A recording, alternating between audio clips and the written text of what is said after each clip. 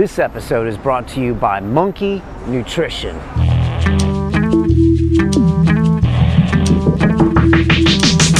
We were talking about MMA earlier, and you were talking about the athletes in MMA, and you said that you think that they are a super high level athlete, but it's natural to marginalize what you do, and I'm sure if I went through one of your practices, I'd be like, Jesus Christ, this is crazy what you guys do, or even the mental aspect of playing an NBA game or a Liga game. But what do you think when you see MMA athletes? What do you see that's different than, say, you or a footballer? I would say their physical preparation, the ability to be at 100%, period.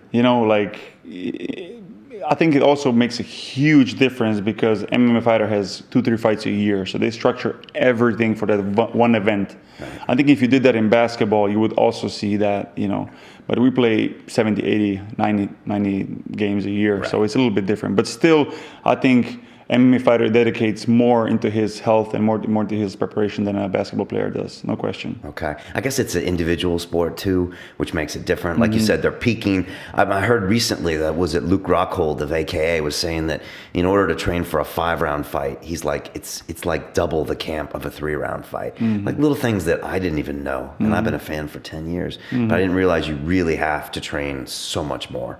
I admire MMA guys.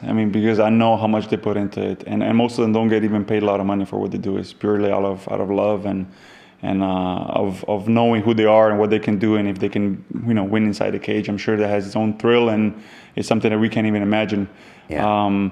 But yeah, I always say that basketball players, football players, we're athletes. I think those guys, the MMA guys, are warriors. I think that's the difference. Yeah, it's different because also there's the weight issue now, which means you have to be cutting weight, to fight at the top of your game. So not only are you doing all these other physical aspects, you now need to shave 10 pounds off your body.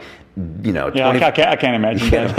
I can't imagine. I have 104, 105 kilos, and if I had to be under 100 to play a game, and that would be 3 weeks from now, or I can't imagine stepping on the court being not my natural weight. No, they gain weight in the day that they have, but still, the day they have between the weigh-ins and the fight, but still, it's something that it would be just too much. Especially I think for basketball players who are used to running up and down, and some of them are tall, really tall, and I think losing weight would be a disaster. Right, not what they want to do.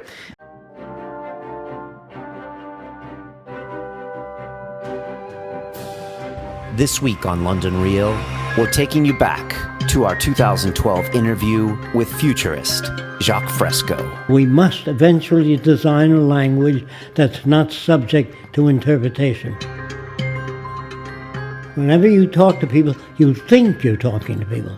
It goes in their ear and comes out in relation to their background. They don't hear exactly what you say.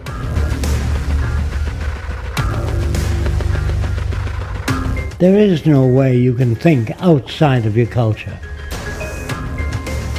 What if we elected you president this year and you started in the Oval Office January 20th, 2013? I'd be shot in 3 days. Who makes the decisions in the Venus Project? The answer, nobody. They arrive at them.